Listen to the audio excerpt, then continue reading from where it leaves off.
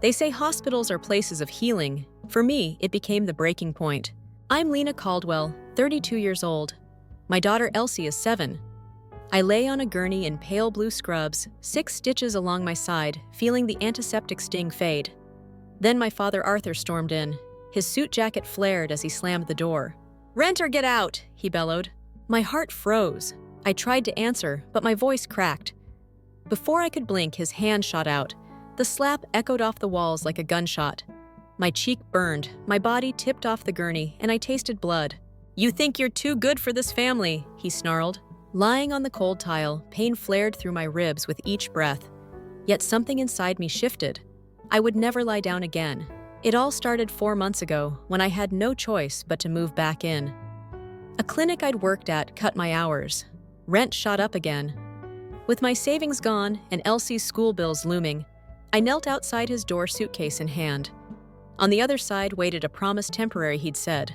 The spare bedroom was tiny. A single window rattled in storms. Water stains marred the ceiling. I unpacked quietly, fighting the dread that always came with his generosity. At first, the rent was small. Groceries, gas, Wi-Fi when it sputtered. You use it the most, he'd say. I paid without complaint, postponing my own doctor visits, skipping overdue dental checkups. Then came my brother Liam, 28 and still unemployed. Dad let him lounge on the couch after my overnight shifts, ordering Uber Eats at my expense. He's depressed, Dad said, just until his accounts unfreeze. They never asked. They demanded. Family helps family, Dad intoned, voice low and final. What he meant was, you owe us and we owe you nothing. Elsie sensed it all. She stopped humming in the car, clutched her bunny tighter. One night she whispered, "Is Grandpa mad at me too?" I cried into my pillow, muffling the sobs so she wouldn't wake. Then came the accident. I was driving home after a grueling 12-hour shift. Rain slicked the pavement. My headlights caught a truck sliding across an intersection too late. The crash spun my car like a pinwheel. I woke on a stretcher, ears ringing. Lucky, the doctor said. 6 stitches a wrist, sprain, a nasty hip bruise. They kept me overnight. Next morning, Dad appeared again. No flowers. No, how are you? He stepped over the IV stand. Rent or leave. He slapped me once more. My ribs throbbed with every heartbeat. They discharged me with gauze and pills. Rest for a week, they said. Rest. How could I rest in a house built on fear? When I crawled through the front door, the kitchen was quiet. He didn't mention the slap. Didn't ask how Elsie was. He only frowned at the thermostat. You used the most heat. He sipped coffee as if nothing had happened. That night, I sat beside Elsie's bed. She'd scraped her cheek weeks ago at the playground. I traced the pale scar under her cotton gown. Once I panicked when she fell. Now my own bleeding barely registered. In the morning, a letter slid under my door. Typed formal, effective, immediately rent increases by $300 per month due to household income strain. Payment due Friday. Signed House Management, A. Caldwell. I laughed until tears blurred my vision. Then I texted Dad, "Is this a joke?" His reply was instant. "You live here. You pay what I say. That's adulthood." 2 days later, Liam knocked without making eye contact. "Hey, could you cover my car insurance? Dad said you'd help." I blinked. "Your car's been parked for weeks." He shrugged. "Still need to keep it running." I was the family ATM, no PIN required. Elsie looked up at me that night as I tucked her in. "Why does Grandpa only smile when you give him money?" Her small voice cracked the tension like glass. I swallowed hard. I had no answer, but something inside me stirred. My best friend Rosa came by with groceries and a soft throw blanket. She asked why I hadn't returned her calls. I spilled everything. Tears ran before I could stop them. She listened, then said, "Lena, your mom left you something. She wanted you to have it, if you ever needed to break free." My breath caught. Rosa pulled an old brass key from her purse, its head engraved with a tiny M. My hands trembled as I took it. "She trusted you more than she trusted the rest of them," Rosa said. That night, I lay awake, key clenched in my palm. Elsie slept soundly beside me, Bunny clutched tight. I traced the letter under my door in my mind. I knew what I had to do next. Tomorrow, we would unlock the past and my future. Lena woke before dawn, careful not to wake Elsie. She slipped out of the house with nothing but her phone and the brass key tucked in her pocket. The world was hushed as she drove the winding roads toward maple and elm. Pale light filtered through bare branches, and the air smelled of dew and pine. When she reached the craftsman cottage, its green paint peeling like old skin, she paused at the gate, her heart thudding. Then she climbed the steps, inserted the key into the front door, and stepped inside. The house lay undisturbed. Dust motes drifted in the beams of early light. Floorboards sighed beneath Lena's footsteps. In the corner sat her mother's rocking chair, draped with a half-finished quilt of soft pastels. On the walls hung sepia photographs of happier days. Lena as a little girl, in her mother's arms. Elsie curled beside her grandmother on summer afternoons. Lena swallowed hard, inhaling the faint scent of lavender and old paper. She moved toward the antique desk where her mother once wrote letters to friends. The desk's top drawer held stray knitting needles and scraps of wool. The second drawer yielded a leather-bound journal, its cover stamped with her mother's initials. Lena's fingers trembled as she opened it to the final entry. Her mother's handwriting wavered. She wrote of Arthur's growing bitterness, of the secret she'd been forced to keep, and of her faith that Lena would one day take back what was rightfully hers. The last lines urged trust yourself, protect Elsie, live free. A surge of determination coursed through Lena. She rose and crossed to the closet, where an old metal filing cabinet stood, hidden beneath the coat rack. The lock had rusted from disuse, but the brass key slid in and turned smoothly. The drawer creaked as it opened, revealing neat folders labeled in her mother's hand. Property deeds Caldwell Trust, letters to Rosa final wishes. Lena pulled out the first folder and read the certified deed, transferring the Caldwell home to her alone. Her breath caught as she lifted the next bank statements showing a trust fund sufficient to secure their future. Her hand shook as she opened the final envelope. Inside lay a folded note on cream-colored paper. If you're reading this, you've endured more than I ever wanted. This house is yours. Use it to protect Elsie and rebuild your life. Love always, Mom. Tears blurred Lena's vision. She pressed the note to her chest and closed her eyes, feeling her mother's presence wash over her. She photographed every page with her phone deeds account records, the letter, then backed up the images to a secure folder titled Proof. She returned the documents to their folders, slid them into the cabinet, and locked it again. The brass key felt cool in her palm as she neared the door. She paused, tracing the quilt on the rocking chair one last time before slipping out into the brightening morning. Driving back, Lena felt lighter than she had in months. At home, Elsie greeted her with a sleepy hug.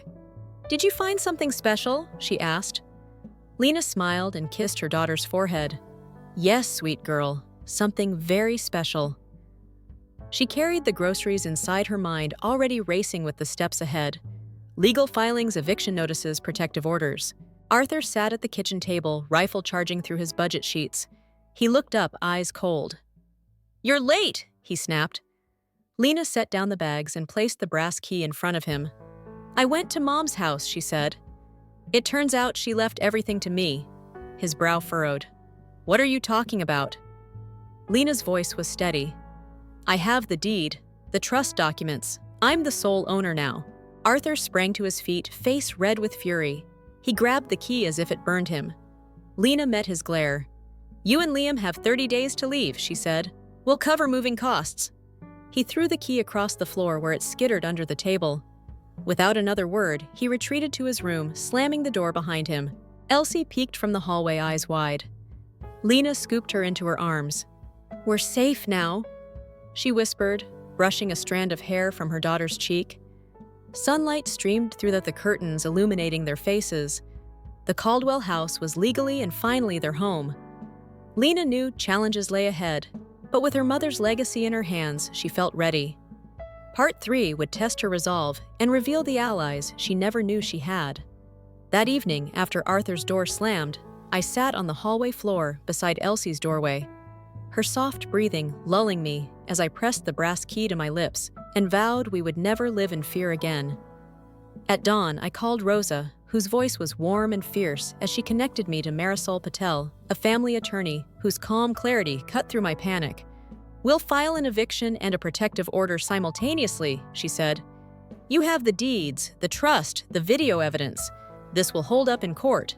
My pulse rattled as I told her about the slap, the rent notices, the threats to Elsie's safety. She listened without interrupting, then guided me through gathering every document, every bank statement, every Venmo receipt, where I paid utilities, grocery tabs, even Liam's car insurance.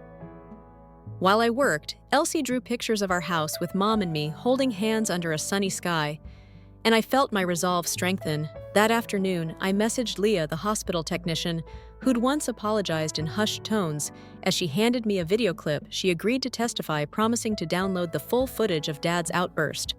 Valor, our neighbor from across the street, knocked on the door next, tearful and stern, ready to swear that she'd heard Arthur threaten eviction, that Elsie had cried at night when the heat was turned off.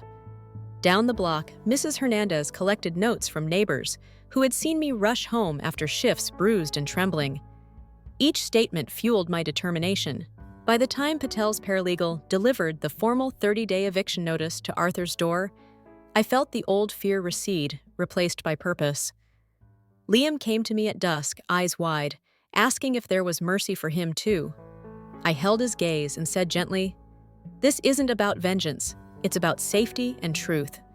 Tears glistened on his cheeks, but when Arthur stormed out of his room, roaring that he had rights, I stood firm, Bates's Eviction Act in one hand and a protective order petition in the other. The next morning, I rose before sunrise, dressed Elsie in her favorite sweater, and walked her to school as if nothing had changed, though my heart pounded with both dread and hope. Patel met me at the courthouse, briefcase in hand, her presence like armor. In the cramped hearing room, I sat with Elsie curled at my side, clutching Bunny, and whispering that she was my brave girl. When Leah took the stand, her voice quivered as she played the video, the cold slap, my stunned collapse, Elsie's terrified cry. The hush that followed felt like a victory breath, held, then released. Valor stepped forward next, voice steady, as she recounted threats and the nights the heat was cut. Mrs. Hernandez read from her notes, neighbors nodding from the gallery. Then Patel presented the deed stamped with my name. The trust account balances the letter from my mother, pledging this home to me. Arthur rose, rage flushing his face, but when the judge glared at him and pointed to the unambiguous legal documents, his anger dissolved into stunned silence. The judge granted the protective order on the spot. No contact, no approach within 200 feet, then signed the eviction, 30 days. As we left the courtroom, Elsie reached for my hand and whispered, we did it." I pressed her close, tears blurring the marble pillars, feeling both the weight of what we'd endured and the lightness of freedom. Outside, the late morning sun warmed my face as neighbors' faces I barely knew clapped softly from the sidewalk. Leah, Valor, Mrs. Hernandez, even Liam, standing shyly at a distance, tears in his eyes. I realized then that when you stand up for what's right, you find allies everywhere. Driving home, Elsie chattered about painting her room, and I let her lead the conversation, basking in the normalcy of her excitement. At our front gate, I paused, resting a hand on the brass key in my pocket, its cool surface a reminder of my mother's faith.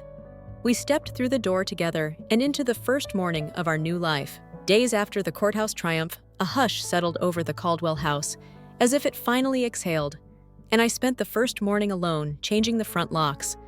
My hands steady as I turned each key 3 times, one for me, one for Elsie, one for the memory of Mom, and then removed Arthur's old lockbox from the wall and packed his abandoned winter coat, his worn work boots, and Liam's gaming chair into boxes destined for donation. The air felt different without Dad's heavy footsteps, and I opened every window to let sunshine chase away the stale fear. I repaired the bathroom faucet drip, patched the cracked hallway plaster, and repainted the living room walls in a warm oatmeal tone that made Elsie's drawings pop.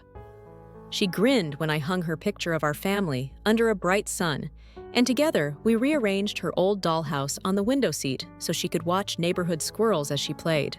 In the afternoons, I met with Rosa in the garden, our knees brushing under the blooming lavender, and she reminded me to keep copies of every eviction notice, every transcript, every neighbor statement in a folder I labeled future-proof, because she knew Arthur might try to claw his way back. Liam reached out too, texting that he missed us, and asking if he could help paint the spare room. His words trembled with guilt, and I let him come over, once handing him a brush and guiding his strokes to cover the scuff marks Dad left, telling him quietly that forgiveness didn't erase the past, but could reshape the future. I watched his shoulders straighten a bit when Elsie gave him a high five for choosing the perfect shade of mint for her walls. Yet even as the house felt more like ours, a new shadow crept in. An official letter arrived stamped with the county seal. Arthur had filed an appeal of the eviction order, requesting 60 more days to vacate pending the hearing. My stomach knotted as I read his attorney's words, claiming hardship and disputing the validity of the trust documents, and I realized that winning in court was only one battle in a longer fight for security. I called Marisol Patel, whose calm voice assured me that the appeal was routine, but urged me to submit a formal response, backed by all our evidence: the deeds, the trust account records, the video, the witness statements.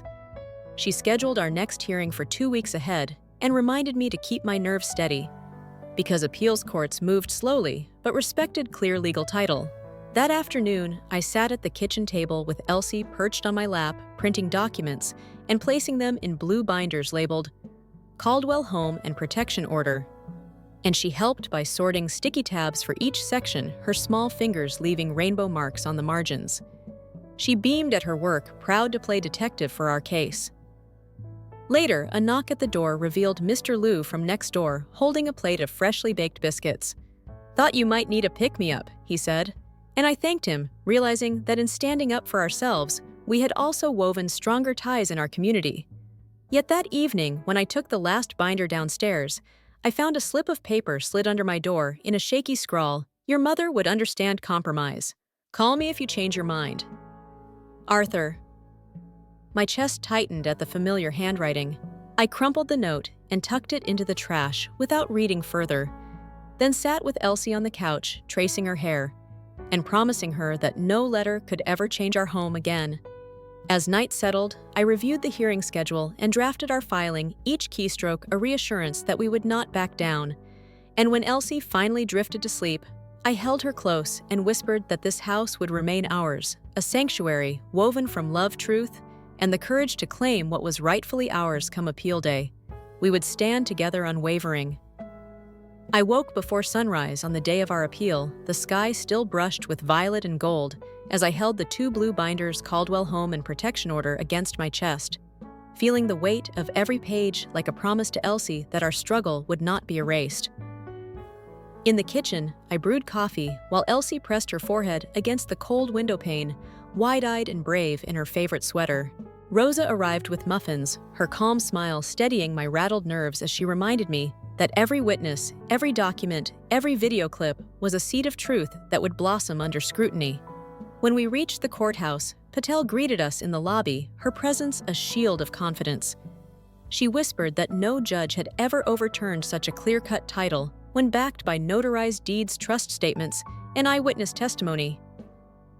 Inside the wood-paneled hearing room, I sat at the plaintiff's table, the binders open before me, Elsie clutching Bunny in her lap, her small fingers tracing the ridges of the quilted bunny ears I'd once washed by hand. Across the room, Arthur sat next to his attorney, shoulders hunched beneath an expensive suit that looked borrowed entirely too large for the role he'd carved himself. When the judge called the case, the room fell silent like a held breath.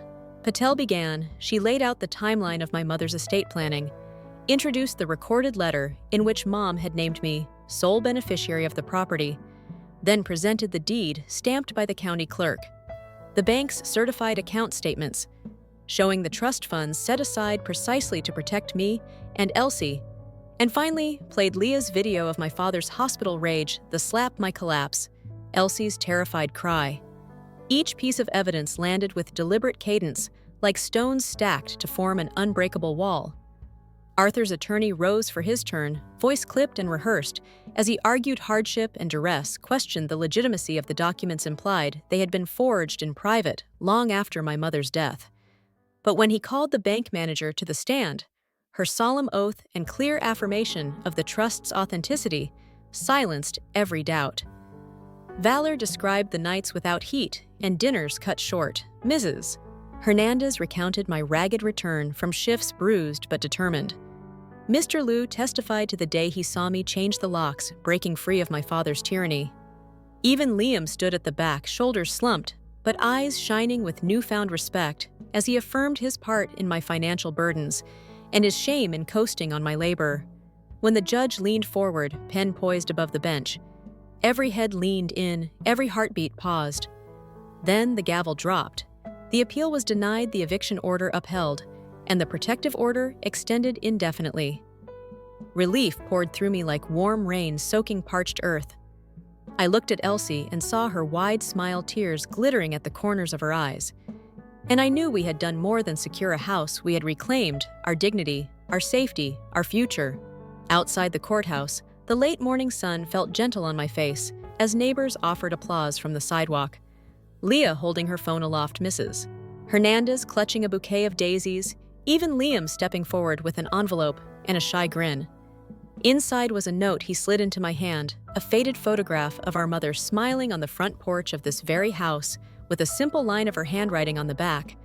Home is where love lives. I folded it against my heart and taking Elsie's hand whispered, "We live here now," as if every step forward had been waiting for this moment. By evening, we were home again, painting the spare room in the mint shade Liam had chosen. Laughter echoing through freshly cleaned halls, and I felt the walls breathe out the last of their fear. The Caldwell legacy was ours to nurture, and beneath the hum of the paintbrush, I heard the promise of tomorrow calling us forward. Morning after the appeal decision, sunlight spilled across the lavender bushes outside Elsie's window as I slipped through our rental cottage, careful not to wake her, but buoyed by the promise of our victory. She stirred, eyelashes flickering, and I tucked a strand of hair behind her ear before pulling back the curtains to reveal pale blue walls warmed by morning light. The mint accent on Liam's wall glimmered like hope reborn. I hummed softly while brewing coffee and set out a cup for Rosa, who arrived with muffins and a hug that felt like home. Together, we admired Elsie's drawing taped above the couch, two figures holding hands beneath a golden sun, and I realized how far we'd come since that cold hospital tile. Neighbors followed Leah with her camera to capture our new beginning. Mrs. Hernandez bearing warm cookies, and Mr. Liu arriving with lavender from his garden. We sat on the porch steps sipping coffee and laughing at Liam's playful impersonation of Dad's thunderous voice, a sound that once struck fear but now sounded absurd. Elsie chased butterflies across the yard, her laughter a bell of freedom. Later, Marisol met me at my kitchen table to finalize transfer of the deed into a community land trust, ensuring this cottage would forever belong to us. I filed away the notarized documents in an archive drawer, each page a testament to our resilience. That afternoon, I walked to the therapist's office, fresh flowers on the desk, and spoke aloud fears I'd once stifled. My therapist guided me to recognize how my wounds had forged my strength. On the drive home, I stopped at the florist for daisies and lilies, their bright petals promising renewal. By evening, the school called. They invited me to join the Parents' Safety Council so no child would endure fear at home.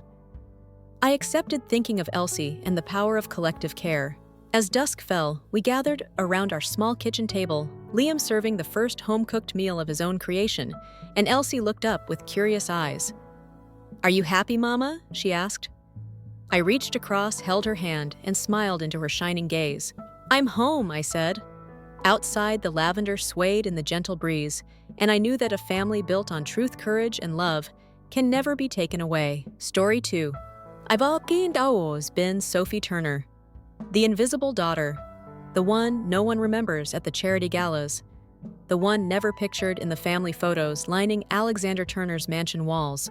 My half-brothers, they shine like polished silver while I exist somewhere outside the frame. Just a name on a monthly allowance check. But when I take off the apron after my cafe shift and step into the tiny worn-out space of Brave Steps, I become someone else here. I'm not the forgotten daughter of a billionaire. I'm the founder, the guide, the steady hand for dozens of children who've been told you can't. I never wanted to look back at the Turner estate until the day Liam, my little half-brother, ended up in a wheelchair. And all their money, their perfect world couldn't bring him back to life. That's when they came looking for me. I never imagined I'd end up serving coffee to corporate interns younger than me, their watches worth more than my rent. But here I am wiping tables at a corner cafe in Brooklyn, pulling double shifts and pretending the Turner name doesn't belong to me. Alexander Turner, billionaire, empire builder. A man with a perfectly curated family image, has 2 shining sons, and a wife who floats through galas like royalty and me. I'm Sophie, the daughter from the relationship he had before his rise. The one whose mother raised her alone until cancer took her. Sure, he pays for my apartment and school, but never with a father's presence. No birthday calls, no proud moments, just wire transfers. I learned early on that his money came with invisible strings. Stay away, stay silent, stay small. But there's a life he doesn't know about. Every evening, I shed the tired waitress skin and step into Brave Steps, a community center I co-founded with Jasmine Fields, my closest friend, and the only person who knows both my worlds. Brave Steps is a sanctuary for children with disabilities, a space where they're not pitied, not treated like burdens, but encouraged to move, dance, try. When Jasmine and I opened the doors 4 years ago, we had no funding, just determination and donated space. We held bake sales, we taught free workshops, we applied for every grant under the sun. It's been hard, and sometimes the lights almost went out.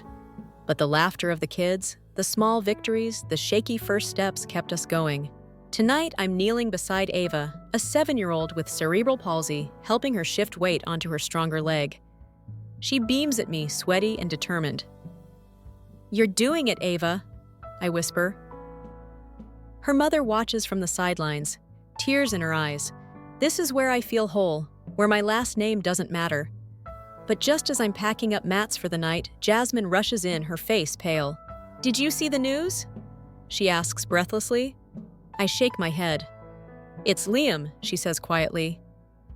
"Your little brother. There was an accident." My stomach tightens. I barely know Liam. We've shared maybe 5 words at formal events, but the image of his bright eyes flashes in my mind. He's just a kid. I don't ask why Jasmine cares. She knows me well enough to understand the invisible pull of family, even one that's tried to erase me. "Hospital," I managed to ask. She nods, handing me her phone. The headline blares across the screen. "Turner ER injured in car crash. Family requests privacy." I stand frozen, the mat slipping from my hands for a moment. I'm 10 years old again, sitting outside my father's gated estate, waiting for a birthday that never came. For a moment, I hear my mother's voice, soft and tired, telling me it's okay. We don't need them. But this isn't about me. It's about a boy. A boy who right now might be feeling the same kind of abandonment I've spent a lifetime carrying. I pull off my name tag, heart pounding. I have to go. I tell Jasmine. She grabs my arm gently.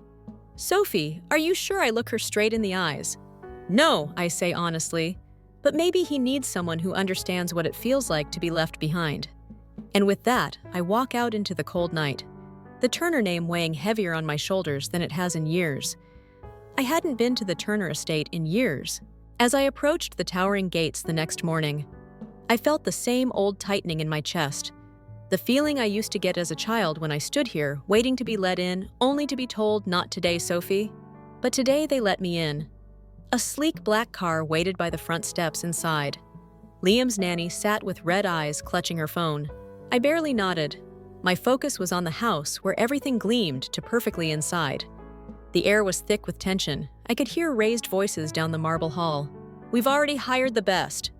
Victoria Turner's sharp voice snapped. "We don't need some community. Nonsense." I stepped closer through the open door. I saw my father standing by the window, his shoulders hunched in a way I'd never seen. Victoria, his wife, paced like a storm. "Liam refuses to go to therapy." "Alex," she said, her voice brittle. "He just stares out the window. We can't force him. He's terrified." My father said quietly for a second. They both fell silent. I didn't plan to speak, but something inside me surged up. I cleared my throat. "I can help." Victoria spun around, her eyes narrowing. "You," she sneered. "What are you even doing here?" Alexander turned slowly, his eyes meeting mine. There was a flicker of recognition, maybe even guilt, but it passed too quickly. "Thank you, Sophie, but we have this under control." I took a breath. "With respect." "You don't." Victoria's mouth opened, but I didn't let her interrupt. "I run Brave Steps." I continued. "I've spent the last 4 years helping kids like Liam find joy again.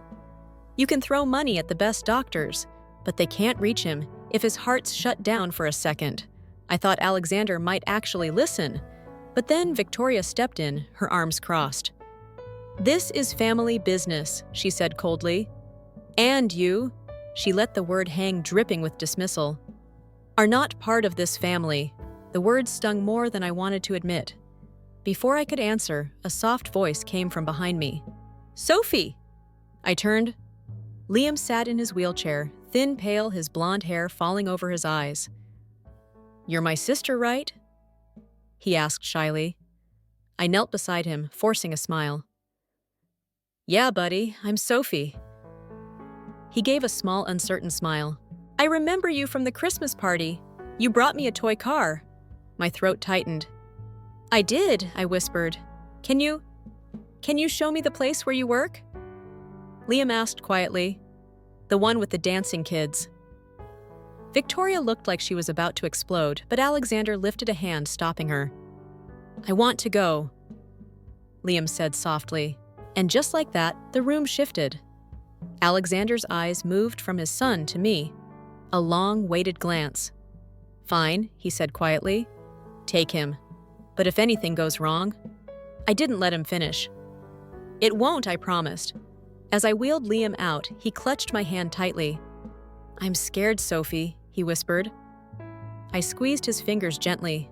"Me too," I admitted, but sometimes scared is where the best stories start. And together, we left the mansion to strangers bound by blood, and maybe just maybe by something deeper.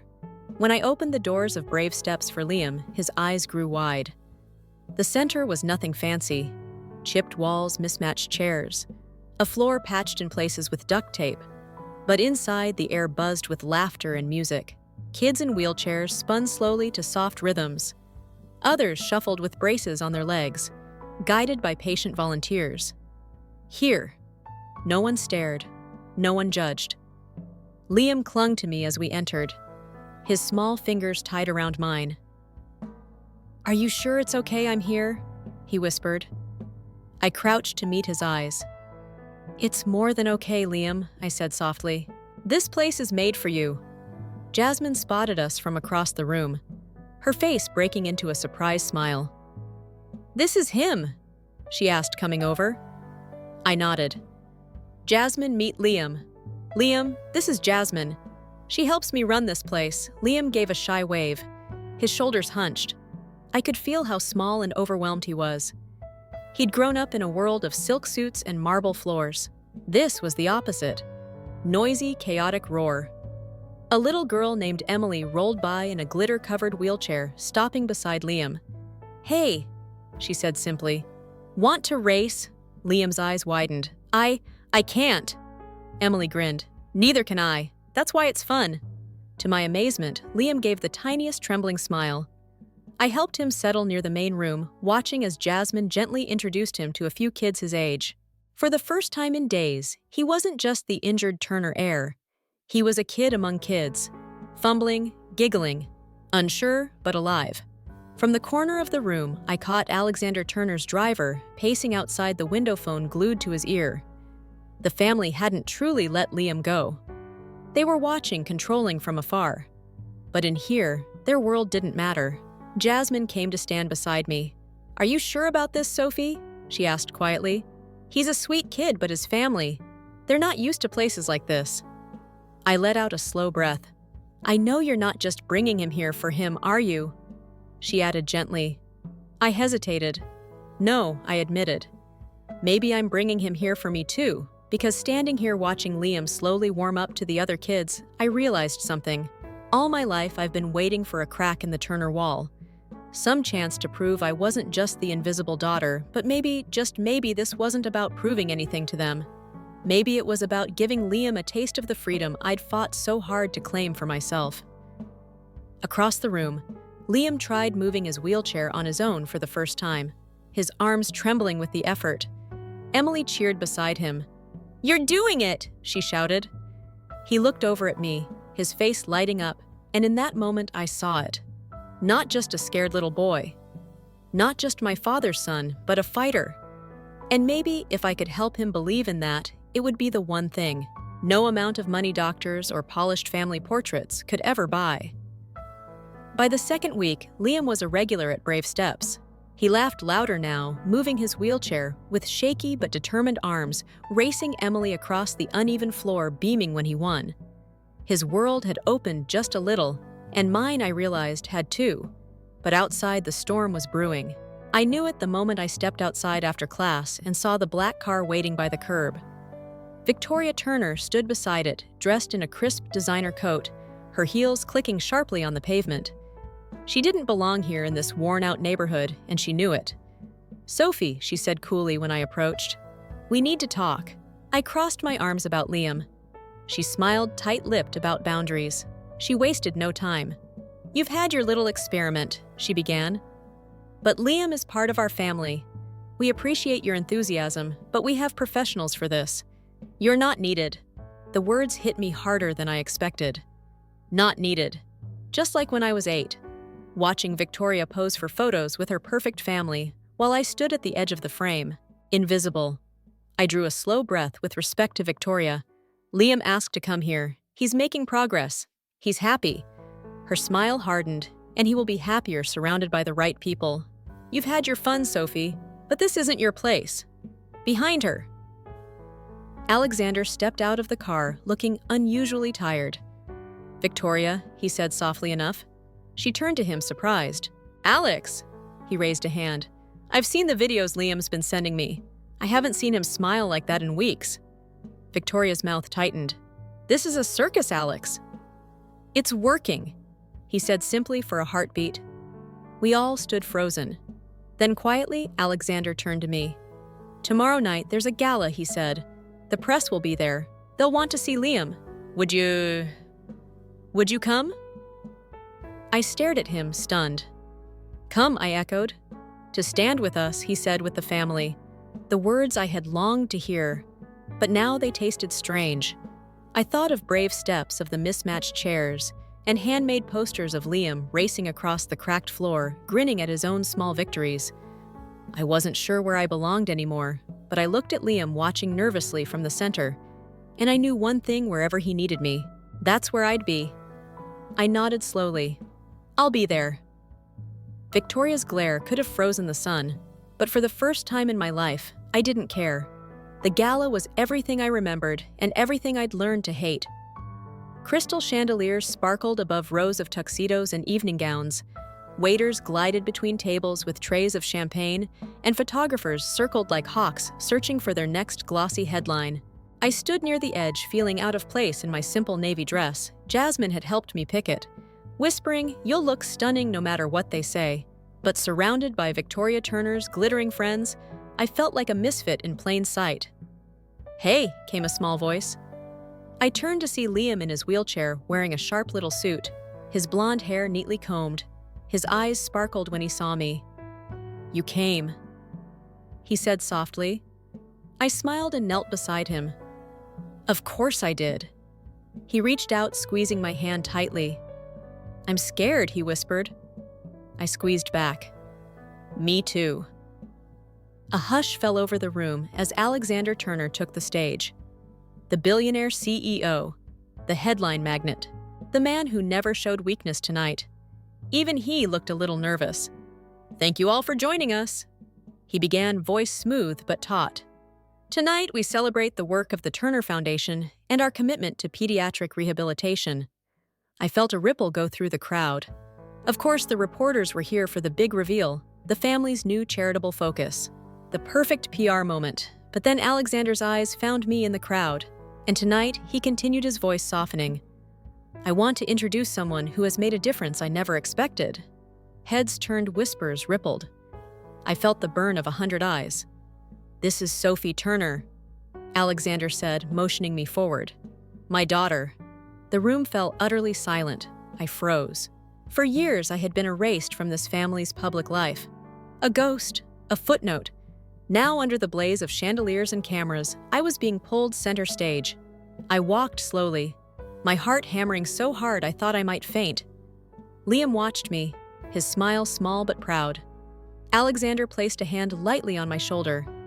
"Sophie runs Brave Steps, a community center that has given my son something no doctor or specialist could hope: the freedom to lead his own recovery." The crowd erupted in murmurs. Flashbulbs popped. I wanted to run, but Liam's eyes kept me grounded. Alexander took a deep breath. "I have made many mistakes," he said, his voice dipping lower, including the mistake of underestimating my own daughter. A reporter called out, "Mr. Turner, are you saying Sophie's leading the Foundation's new work?" I opened my mouth to protest, but Alexander nodded firmly. "Yes," he said simply, "she is." Victoria stood frozen at her table, her face pale, her eyes sharp as glass.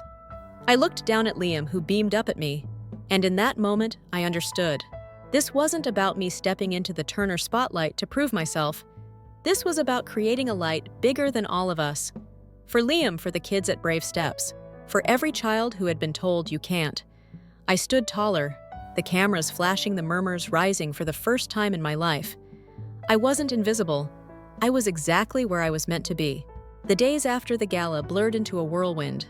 Reporters camped outside Brave Steps, snapping photos of kids arriving for therapy. My inbox flooded with interview requests overnight. I became the billionaire's secret daughter, the woman who'd saved her half-brother when the best doctors couldn't. But behind the headlines, I knew the truth. I wasn't a miracle worker. I was just Sophie, a girl who had spent her life on the outside, quietly building something meaningful, never imagining it would collide so explosively with the world that had rejected her. Late one night, I sat in the Brave Steps office, flipping through the old scrapbook Jasmine and I had made when we first opened. Photos of smiling kids, hand-drawn posters, scrawled notes of thanks. This was the world I knew, the world I loved. But now, Alexander Turner was calling every day, asking to meet to discuss the future. Victoria had gone silent, but her cold, watchful eyes followed me at every public event. Liam, meanwhile, clung to me, calling every night, begging for me to come over. I felt the walls closing in. "Sophie," Jasmine said gently one evening, sitting beside me, "are you sure you're okay with all this?" I looked at her, my throat tight. "I don't know," I whispered. "They want me to step in to take a role in the foundation, to sit at the Turner table, but I don't know if I want that, or if I just want Liam to keep smiling." She touched my hand. "You don't owe them your life, Sophie. You've already given them a gift they couldn't buy that night." I got the call. "Alexander, come to the house," he said, "tonight. It's important." I almost said no. Almost. Let it go. But a part of me, the part that still remembered waiting by the gate as a child, needed to know what he'd say. The Turner mansion was ablaze with light when I arrived. Victoria sat stiffly in the living room, her hands clasped, lips tight. Alexander paced near the fireplace, his expression unreadable. Liam rushed to me, flinging his arms around my waist. "Sophie," he beamed. "I showed Dad my solo. Did you see the video I sent you?" I hugged him tightly by blinking back sudden tears. "You were amazing," I whispered. Alexander cleared his throat. "Liam, why don't you go upstairs for a bit?" Liam looked reluctant, but he obeyed as the door closed. Alexander turned to me. "I owe you an apology," he began quietly. Victoria stiffened, but said nothing. I crossed my arms, heart hammering. "I'm listening." He let out a long breath. "I've spent my life controlling everything. The business, the image, even in this family. And in the process, I left you out." I felt a sting in my eyes. "I was wrong," he continued. "About you, about what matters. And I want to make it right." He gestured toward a folder on the table. "I want you to lead the Foundation's new division for community programs, full resources, full authority. I want Brave Steps to grow to reach more kids, and I want you at the center of it." My breath caught. Victoria finally spoke, her voice sharp. "Alex, think carefully. This is a huge responsibility. Alexander cut her off. "She's my daughter, Victoria." The room fell into stunned silence. I closed my eyes for a moment, grounding myself.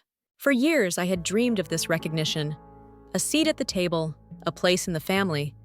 But now that it was here, I saw it for what it was. An offer wrapped in guilt. An image in the need to fix a public wound. I opened my eyes. "I'm not here because I want a family title," I said quietly. "I'm here for Liam. I'm here because Brave Steps matters, not because the Turner name will make it look better on paper." Alexander nodded slowly, understanding. "So, will you accept?" I took a long, shaky breath. "I'll work with the foundation," I said at last. But on one condition, he raised an eyebrow. "I decide where the money goes. No press control, no Turner branding on every wall. This isn't about the family's image, it's about the kids." For a moment, Alexander looked almost relieved. "Agreed." Victoria looked away, furious. But I no longer cared in that moment. I wasn't the invisible daughter or the charity case. I was Sophie Turner, leader, builder, fighter, and I was just getting started. 3 months later, the mansion was no longer my battlefield. I spent my days at Brave Steps, surrounded by the sounds of laughter, music, and determination. With the foundation's funding, we had doubled our programs, hired more instructors, and brought in adaptive equipment we had only dreamed of before. Liam came 3 times a week. He was no longer the timid pale boy who had first rolled through our doors. Now he challenged his friends to races, learn small dance routines, and even helped the younger kids find their balance. His eyes sparkled with a confidence I had never seen, not even at home. One afternoon, after a particularly joyful class, I found him sitting quietly by the window, looking out at the street. "Sophie," he asked softly, "are you really my sister?" I sat beside him, hard squeezing. "Yeah, buddy," I whispered. "I am." He played with the edge of his sleeve. Thoughtful. "Why didn't you ever come over before I swallowed hard?" "Because sometimes adults make mistakes, big ones, but I'm here now and I'm not going anywhere." He smiled, small but sure, and leaned his head against my arm. Meanwhile, at the Turner house, things had shifted, but only a little. Victoria remained distant, polite, but cold. Alexander called occasionally, asking for updates, sometimes even visiting the center, watching from the sidelines as if learning how to be part of something without controlling it. But the biggest change wasn't theirs, it was mine. I no longer craved their approval. I no longer waited by the gate hoping they'd remember me now.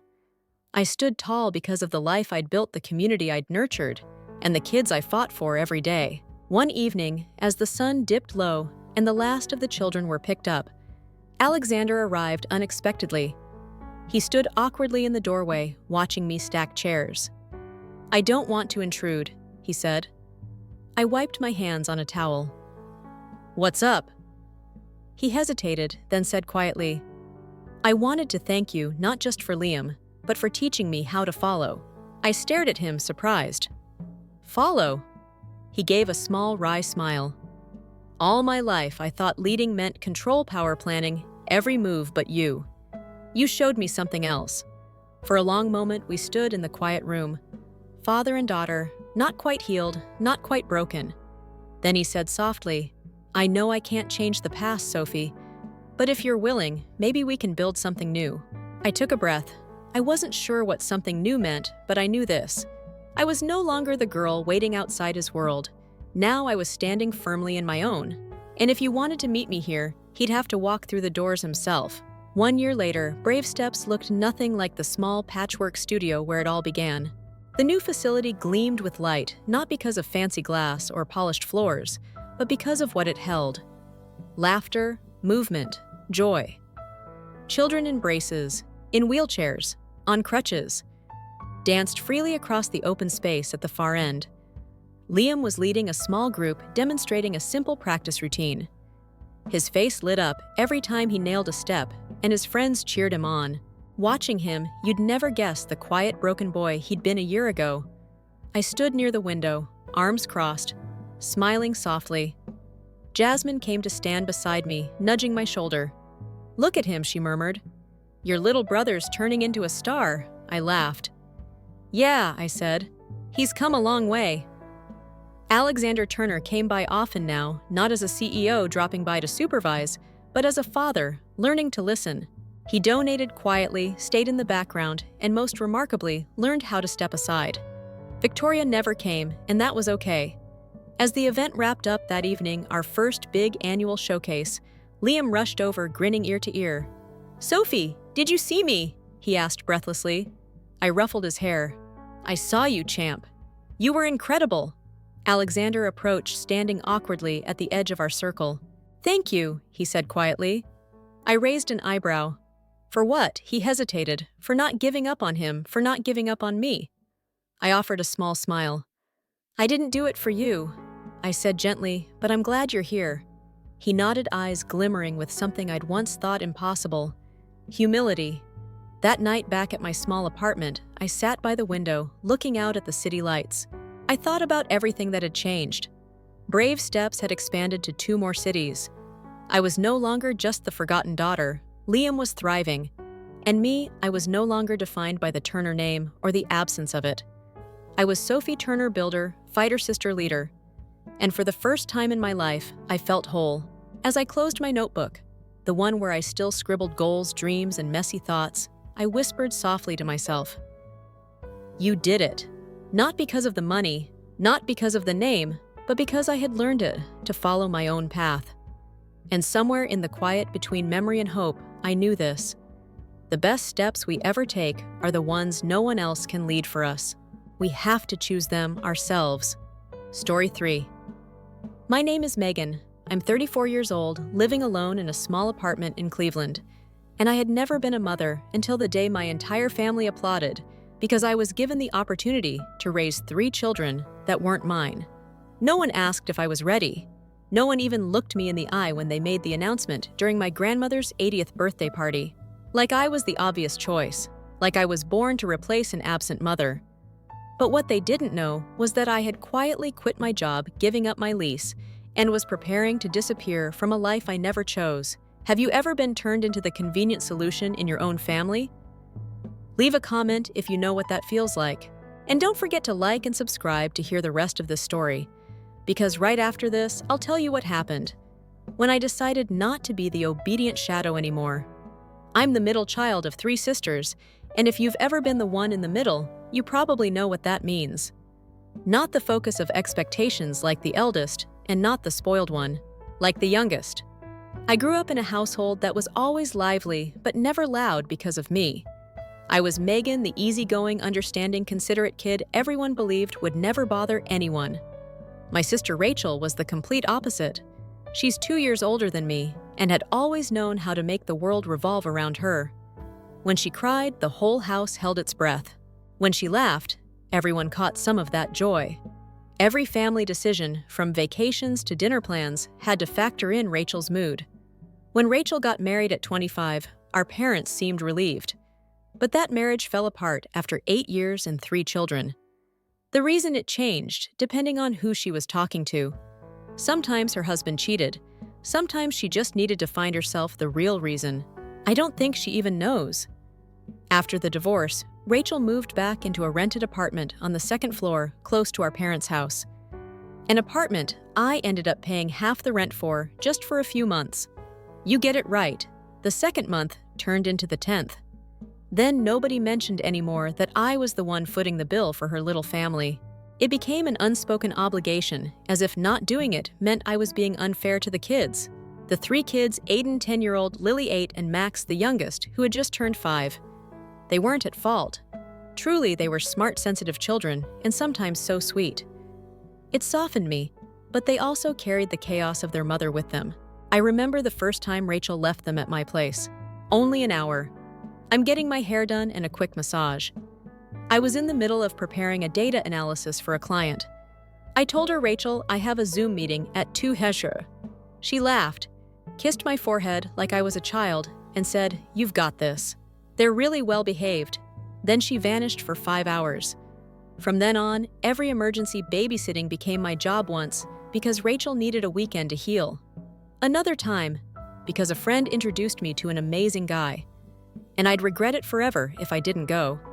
And every time I was the one canceling plans, putting myself on hold, rushing to throw dinner in the oven while calming Max's cries. Aiden yelling, then sulking, and Lily crossing her arms saying, "Mom says Aunt Megan's always free. That's why she's not married." I tried talking about it gently, indirectly. Once I said, "Rachel, I need my own space too. Can we make a schedule in advance?" She dropped into a chair, covering her face like I'd splashed her with cold water. Do you know how tired I am? Being a single mom is hard. Every time I think someone understands me, they turn their back. When did I ever turn my back? Or maybe I never did. I stopped running after her. I told my mom. My mom, who lives by the motto family, is everything. frowned and said, "Sweetheart, Rachel needs compassion. She's lost her whole family." "You can't be so rigid," I asked. "And what about me? Who has compassion for me when my entire youth is chipped away? Night by night, weekend by weekend." My mom said, "Don't say things like that in front of the kids. They're your nieces and nephews." Yes, they are, but they're not my default responsibility. I wasn't born to be someone's stand-in. I'm not a background character in my sister's redemption story. No matter how much I love those kids, no one gets to treat that love like a given. But in that house, our parents' house, my love was always the one thing that didn't need asking, didn't need thinking, didn't need permission. All it took was Megan, and I was expected to show up. And I did, until I started feeling like I was disappearing from my own life. Started wondering if one day I stopped showing up, would they even notice? Or would they simply find someone else to replace me? Thursday night I had collapsed onto the couch. After a long day, when there was a loud knock at the door before I could stand up. The doorbell rang over and over. I sighed, looked at the clock. It was 7:48 p.m. I opened the door and instantly knew I wouldn't be sleeping early that night. Rachel stood there holding Max, who was wailing from exhaustion behind her. Aiden was dragging a rolling suitcase, and Lily was clutching a pillow and a toy bag. Rachel's eyes were glassy, her blonde hair tied in a hurry, perfume still fresh like it had just been sprayed in the elevator. "I'm sorry for the short notice, but this is really important." Before I could say a word, she shoved Max into my arms. He buried his face into my shoulder, leaving snot all over my freshly ironed blouse. "David is about to move in with me. I can't let him know I have kids, not yet. He still thinks I'm just a divorcee with no strings attached." I froze. "What did you say?" "You know me. I'll sort everything out soon. I need a solid foundation with David. He's a good guy, steady job, owns a house. Not like the others I dated. This might be my only chance." I took a step back, trying to support Max's growing weight in my arms. "Rachel, I can't. What did you say?" She looked stunned. "I'm busy. I have plans, and I can't keep being the shadow behind all of yours." Her face changed instantly from pleading to blaming Megan. "How can you say that? You don't have kids. You live alone. You're the only one in this family who can help. Not having children doesn't mean I owe anyone motherhood." She went quiet for 3 seconds, then turned and grabbed her phone. I knew exactly who she was calling from the first beep. Less than 5 minutes later, my phone rang. "Mom." "Megan." Her voice was low and deliberate. "Your sister is going through a tough time. You can't refuse her like this. She's sacrificed so much for those kids." I gripped the phone tightly. "Mom, I've helped her for 2 years. I've canceled trips, missed chances. I pay half her rent, take care of the kids every weekend, and no one asks if I'm okay." Mom cut me off. "But this time is different. This is her future. David is a decent man. If your sister doesn't hold on to this relationship, those 3 kids might lose their chance at a father. And what about me? Don't I deserve a future? Don't I have the right to live by my own schedule?" Silence. Then my mother's voice dropped colder. "Family comes first, Megan. Everyone has to sacrifice a little. A younger sister should sacrifice so her older sister can find happiness. You're the only one without obligations. If you don't help, who will?" That question hit like a clean blade, cutting right where it always had. If you don't help, who will? It had echoed for years. When Dad was in the hospital, when Grandma had her stroke, when Rachel got divorced, when someone needed to pick up a birthday cake, cook Thanksgiving dinner, or drive a kid who missed the bus. I was always the one they called. Not because I was the best, but because I didn't complain. And this time was no different. I looked at Rachel. She wasn't crying anymore. She knew that once Mom called, I'd cave. 3 days. "I have work starting Monday." She hugged me. Not a real hug, a hollow gesture to mark her victory. "I knew you were a good person." That night, Max threw up chocolate milk on the living room rug. Aiden screamed about losing Wi-Fi. And Lily knocked over the glass vase I'd been given for my promotion last year. I skipped dinner, sat there scrubbing vomit out of the carpet, picking crushed flower petals from under the table. And that's when it hit me. No one had asked how my day was. At 9:20, I tucked all 3 kids into a makeshift bed of pillows and blankets. I returned to the living room, finally able to turn on the TV. My favorite show was rerunning. I hadn't even sat down when a loud crack came from the bedroom, a sharp sound like glass shattering. I rushed in. The 52-inch TV, the one I'd saved for nearly 6 months to buy, was cracked straight through. Max was sitting there stunned, still holding the remote. "I didn't mean to," he mumbled. Lily pushed me. I threw the remote on the bed and it bounced into the TV. Max sobbed through his words. "Liar!" Lily yelled from the corner. "You got mad and smashed it. Don't blame me." Aiden was wearing headphones, pretending not to hear anything. I stood there in the dark room, staring at the broken screen, unable to breathe. It felt like I had shattered too. I sat down, staring at the fracture running across the screen, reflecting back my face, small, blurry, and completely invisible in my own home. I didn't sleep that night. After the remote cracked the TV, Max cried for nearly half an hour, terrified he'd get in trouble. Lily was still upset, muttering under her blanket that he always gets away with everything. Aiden, the oldest, sat at the edge of the bed, pale under the dim night light. I didn't scream. I didn't even have the strength to cry. I quietly placed the cracked remote on the shelf, taped the broken screen, then returned to the kitchen, where dinner dishes were still piled like a miniature disaster zone. My once quiet apartment now felt like a chaotic preschool. The sofa stained with chocolate milk Max had spilled earlier that morning. The white porcelain plate, a gift from a former client. When I won Employee of the Year, was now 2 large shards and countless splinters. I swept into the trash all Saturday and Sunday. I didn't leave the house, not because I was free, but because I was tied to 3 kids dancing on the edge of my patience. Max demanded pancakes with syrup and fresh strawberries every meal, sobbing whenever I served anything else. Lily refused to shower because at Mom's house, I only bathe on Tuesdays and Fridays. Aiden played video games nonstop, and when I reminded him about homework, he shrugged and said, "You're not my mom." I tried. I really tried. I cooked full lunches with vegetables and fruit. No one ate. I laid out a blanket and turned on a cartoon for them all to watch. 5 minutes later, Lily was crying because Max grabbed the remote and Aiden complained it was for babies. I called Rachel 3 times. No answer. I texted Rachel. Max broke the TV. I'm seriously overwhelmed. No reply. By Sunday evening, I stepped into the bathroom and looked at myself in the mirror. My hair was a mess. The dark circles under my eyes looked sketched in charcoal. My t-shirt was stained with orange juice. Max had spit out because he didn't like that kind. I tried to remember the last time I sat alone with a cup of coffee at my favorite cafe. When was that? A month ago? 2. I wasn't sure I remembered loving quiet. This apartment used to smell like vanilla candles. Now it reeked of snacks and grape juice. At 6:15 p.m., I was boiling pasta for the kids when I heard a knock at the door. Rachel, light makeup, green dress hair, and soft curls. She looked like she'd come straight from the spa. "I'm here to pick up the kids." She smiled. "That they were you out." I said nothing. She stepped in, glanced at the kitchen, then looked over at the kids playing Legos in the living room. "Okay guys, let's go. Mommy's parked outside." The kids cheered like I was the Wicked Witch and she was the fairy godmother. Come to rescue them, fine.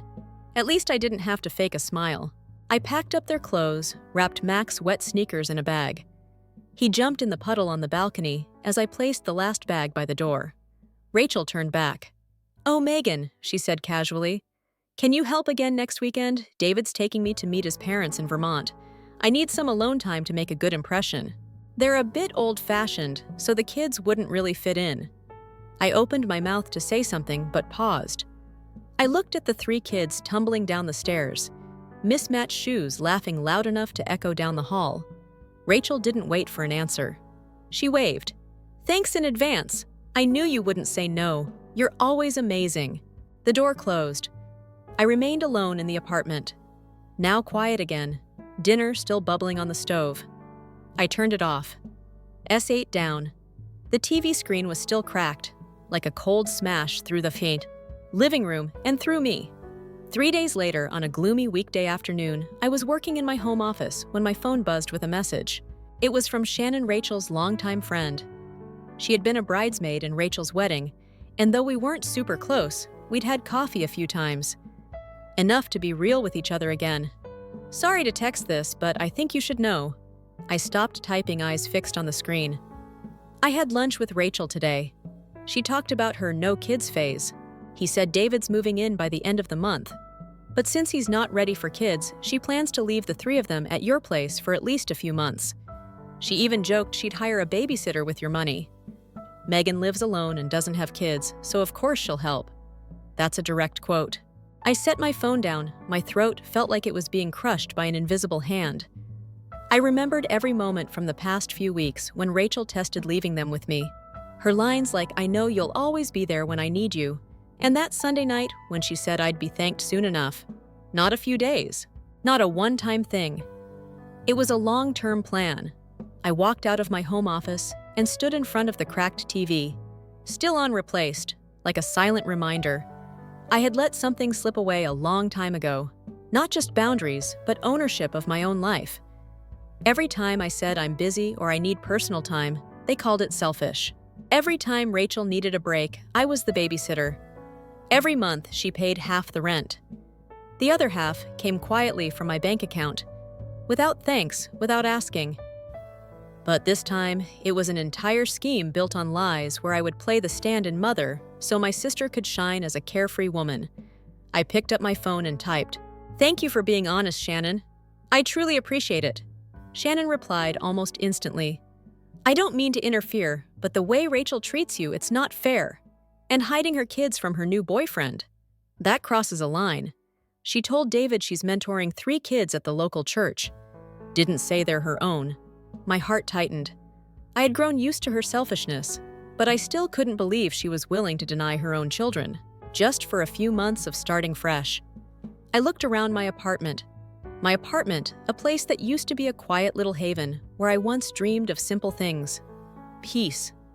A night with a book, a pot of hot soup in the winter.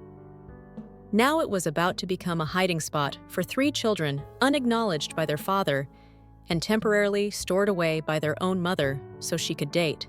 I didn't hate the kids, but I hated being treated like a tool. Hated that every time my sister wanted to reinvent herself, I had to sacrifice small pieces of my own life. I returned to my desk and opened my banking app. My finger hovered over the recurring monthly transfer, $825, Rachel's rent support. I didn't cancel it then, but I started drawing a way out. I stayed silent, no emails, no angry text, no confrontation, no clear the air conversation.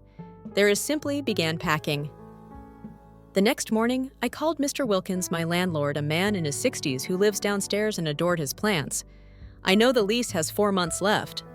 I said, my voice unusually calm. "But I'm dealing with a family situation. I need to move out early. If you find someone to take over, I can be out by the end of the week." He was quiet for a few seconds, then said warmly, "You've always paid on time. Never made noise. Kept the place in great shape.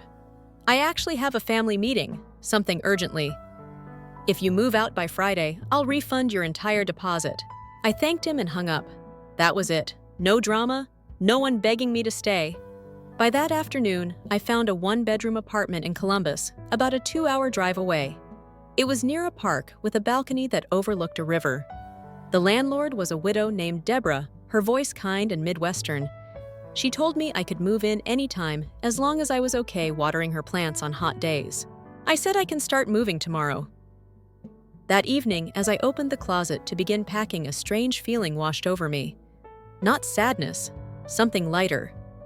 As if I had opened a secret door inside myself and the wind was finally coming in. I started with the things no one ever noticed. Books, scented candles, spice jars, old photos no one had ever asked about. Every night after work, I stuffed things into boxes, drove small loads to the new apartment I rented. No truck, asked no one for help. Told neither Amy, my best friend, nor Mom. Sent no text to Rachel. Posted nothing on social media. Left without a trace.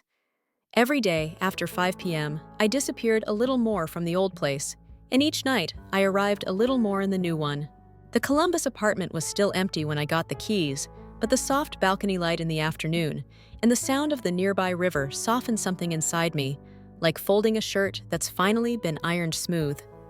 I bought a new moss green rug, a low bookshelf, a set of white floral bed sheets, picked by me, not judged by anyone as too old-fashioned. For the first time, everything was mine. No voices chiming in, no critical glances. This little place was the first where I didn't need permission to exist. Exactly as I am. By Wednesday, I stood in the old apartment among patchy white walls in the empty spaces that used to hold memories that weren't mine.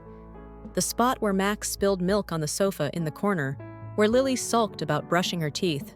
The side of the TV still cracked, still silent. I placed the old remote on the shelf, removed the batteries wipes, the kitchen counters, unplugged the Wi-Fi, shut off the water valve under the sink. Then I paused in front of the bathroom mirror for a long moment. My face looked peaceful. I wasn't leaving out of anger. I was leaving because it was time. Friday, I left the keys in an envelope, wrote my name on it, and slipped it into Mr. Wilkins' mailbox. Got into my car, sat there for a few seconds before starting the engine in the rearview mirror. I saw that familiar window still slightly ajar, the little potted plants swaying in the breeze. I didn't say goodbye, but in my heart, I knew I had closed a door I should have shut a long time ago. Saturday morning, I woke to soft sunlight streaming through the curtains of my new apartment in Columbus. I brewed a cup of black coffee, sat on the balcony, watching the river drift lazily past the rocky edge, feeling for the first time in years like my mind could finally flow in peace. I knew exactly what day it was. Rachel had made it clear the week before. I'll drop the kids off early, around 9 a.m. Don't forget breakfast. Okay, Max, doesn't like cereal. Aiden only eats pancakes if they have that specific syrup. And Lily needs soy milk. I stayed silent, and she never asked again. At the exact same time, over 120 miles away, Rachel was knocking on my old apartment door for the 30th time. The 3 kids stood behind her, each clutching a large bag. Still groggy, Aiden stared at his phone. Lily complained about the heat, and Max started whining that he needed to use the bathroom. The doorbell made no sound. She pressed and held it. Still nothing. On the door, a note taped near the handle read, "This apartment is now occupied by a new tenant. For inquiries, contact Mr. Wilkins' phone number below." Rachel froze for a few seconds. Heat rising from her palms, straight to her cheeks. She pulled out her phone and called me. "Ring, ring, ring. The number you have dialed is currently unavailable." She tried again. Same result. She began texting. "Megan, where are you?" "I'm here. The kids are standing in the sun. Open the door. What's with the note for Mr. Wilkins?" "Did you really move?" She called Mom. I was still reading on my new balcony chair when my phone started vibrating. Mom's name lit up on the screen. I stared at it for a moment, then placed it face down on the table. The coffee had gone cold, but my heart hadn't. For the first time in my life, I let a family call pass without feeling guilty. Back at the old apartment, Rachel fumbled to call Mr. Wilkins. He answered briefly. "Megan moved out last week. She returned the keys and left everything in order. The unit is in transition now," she shouted. "Where did she go? Why didn't anyone tell me?" he simply replied. "Miss Megan said she needed some space. I figured if she didn't tell you, she probably had her reasons." Rachel froze in place. The 3 kids started getting restless. Lily asked Mom, "Why aren't we going into Aunt Megan's house?" Max tugged her sleeve. "I really need to pee." Aiden looked at his mom and slowly asked, "Did she really leave?" She dialed David. "Are you almost here? I'm parking outside now. Can you open the gate?" She hung up, turned to the 3 kids. Her lips were pressed tight. Her eyes darted to the bags of clothes, toys, pillows, water bottles, medicine kits. Everything, too visible, impossible to hide. She couldn't keep this from David. She pulled the kids close and crouched down, whispering fast. "When Uncle David comes, don't call me Mom. Call me Aunt." "Okay." All 3 looked confused. Max asked then, "Who are you?" Lily blinked. "Aren't we your kids?" Rachel clenched her fists, her lips trembling. "Just for a few minutes. I'll explain later." The gate opened. David walked in, pulling 2 suitcases and holding a bouquet of flowers. "What are you doing out here?" Then his eyes landed on the 3 children. The bouquet slowly dipped in his hand. "Rachel, what is this?" She swallowed. "These are kids from church. I help look after them. Their parents asked me to take them out this morning." David stared into her eyes, unblinking. Aiden spoke up at the worst possible moment. "Are you Mom's new boyfriend?" David said nothing, but his expression changed from confusion to quiet disappointment. He looked at Rachel as if seeing a complete stranger. "Rachel," he said slowly, "I asked you 3 times. You told me you didn't have children." "He wasn't ready to tell you," she whispered. "I was scared you'd leave." "Well, now you did exactly that." He glanced at the kids one last time, then turned, pulling his suitcase behind him. Not a single word more. Rachel called after him. "David, I'm sorry. I just wanted a real chance this time." He didn't stop. The children remained there, not fully understanding, but sensing enough to know something was very wrong. The September morning sky was still clear blue, but the sun no longer felt warm. And I, far from that place, had no idea everything was falling apart exactly the way it had been built on. Lies on assumptions on expectations. No one ever bothered to ask if someone was willing to carry. I was folding laundry when my phone began buzzing nonstop. One message after another appeared. The first name Rachel. "You ruined my life. You think you're so righteous." David blocked me. "The kids cried all night. You'll regret this. I lost everything because of you." Every line hit my eyes. Like a language I'd long been forced to learn. A language of blame avoidance and placing responsibility for one's life on someone else's shoulders. Then the phone rang. This time it was Mom. I hadn't planned to answer, but then I thought maybe I should just once to end something I should have ended long ago. I picked up Megan. My mother snapped. "What are you doing?" "Your sister called me," sobbing. David left her. "Do you even realize you're destroying her future?" I closed my eyes, studying myself. "I didn't destroy anything, Mom. I just stopped participating in a performance. I stepped away from a role this family forced me into. That's all. You're being selfish. Have you thought about those kids? About the pain your sister is going through?" I let out a soft laugh. No bitterness, no sarcasm, simply too tired to keep pretending. I've thought about those kids for the past 2 years. When I paid half her rent, when I canceled plans with my friends, when I cleaned up her house every time she went off to find herself. But no one in this family ever asked, was I tired? The other end of the line went silent, but I could hear Mom's shallow breathing. The soft spin of her wedding ring against her finger. She always did that when she didn't know what to say. "You may not agree with your sister's choices," she finally said, but she was just trying to build a home. She wanted to do the right thing this time by hiding her children from her boyfriend, by asking her sister to raise them so she could pretend to be childless. "Megan," she snapped, "don't speak so disrespectfully." I lowered my voice, not out of fear, but because I knew when it was time to let go. "I didn't kill anyone's dream, Mom. I just stopped killing mine so someone else could chase theirs." I didn't wait for a reply. I hung up. My throat was dry, but my chest felt lighter than it had in years. I turned back to my desk, opened my laptop, logged into my bank account under scheduled transfers. The first item popped up. Rachel Mitchell, $825 month due 5th. I clicked cancel. The system asked if I was sure. I clicked yes, the screen flashed canceled successfully. I took a screenshot, attached it, and sent one final message to Rachel. "Since to you I'm already dead. I guess you don't need money from a dead person." No emoji, no exclamation point, no wish you well. I didn't need to play a supporting role in anyone's tragedy ever again. I placed the phone face down on the table, poured myself a glass of water, and sat by the window. The afternoon light in Columbus was golden as honey. A gentle breeze moved through the oak trees far in the distance. The river drifted quietly, as if everything in this world could keep flowing. If only we were brave enough to stop at the right time. The first month in Columbus passed like a slow song. No crescendo, no lyrics. But there were no late-night phone calls, no frantic knocks, followed by, "I'm sorry it's last minute again." Mornings here begin with birdsong, not the shouting of 3 kids fighting over the TV remote.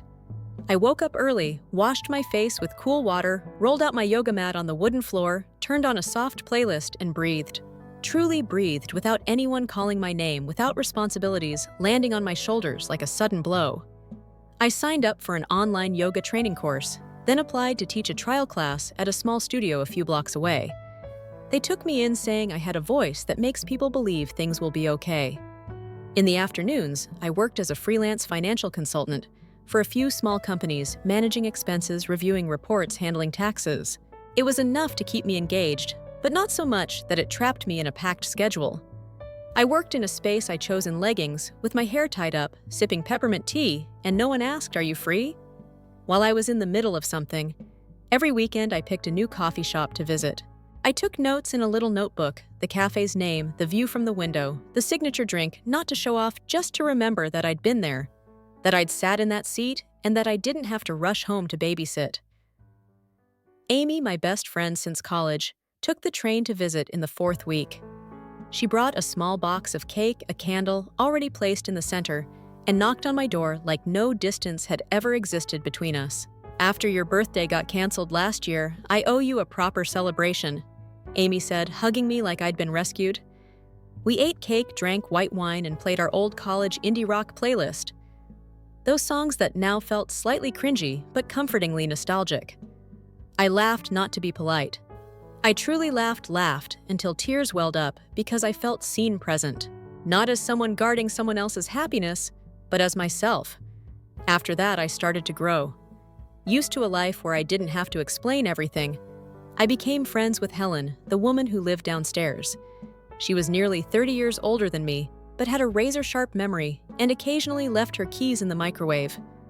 One afternoon, while I was helping her find her reading glasses under the couch, she looked at me and said, "You have the smile of someone who stood up again after being shoved hard." I gave no reply, but that sentence echoed in my mind the entire next day. Helen taught me how to make apple pie without sugar. Something she said keeps the kindness without spiking the glucose. I taught her how to set up a social media account so she could follow her online senior dance class. In return, she took me to a used bookstore near the train station full of memoir writing guides and beautiful hardbound journals. I picked a deep blue notebook, no patterns, and I started writing. Not a diary, not a memoir, just scattered notes about what it feels like to step away from a role you never chose. I named the blog Retreat, Not Escape. I wrote about the calls that always came with assumptions about the ache of loving the kids, but resenting myself about how quickly people label you selfish when you refuse to sacrifice. No one knew my identity. I used no profile pictures, shared no real name. Yet within a few weeks, the blog began attracting regular readers. A woman in Missouri commented, "I think I'm being a stand-in mom for my sister, too." A grandmother in Colorado messaged, "Your words are gentle, but after reading, I feel like a knot in my chest just loosened." I didn't reply to everyone, but every time I saw a notification, I smiled. Turns out, there are others stepping out of old roles, and maybe they too need a small map. A simple note along the way to remind them they're not walking alone. There's something I've realized through all this. Sometimes leaving isn't about abandoning others. It's about returning to yourself. Not everyone will understand that. And maybe they don't have to, because everyone has their limits. And the only thing we can do is quietly protect our own boundaries, even if it makes others angry. I'm no longer the woman always ready to sacrifice so someone else can be called complete. And I'm no longer trying to become someone who makes the family proud. I'm simply living honestly, peacefully, and without apologizing for choosing calm. Have you ever been cast into a role you never agreed to play? Have you ever been labeled selfish just for choosing to live your own life? If you have a story like that, share it. Somewhere out there, someone might need to hear they're not alone. And if you want to keep following stories about family, about boundaries, about how ordinary people find their way back to themselves after being lost in others' expectations, don't forget to follow this channel so you won't miss what comes next.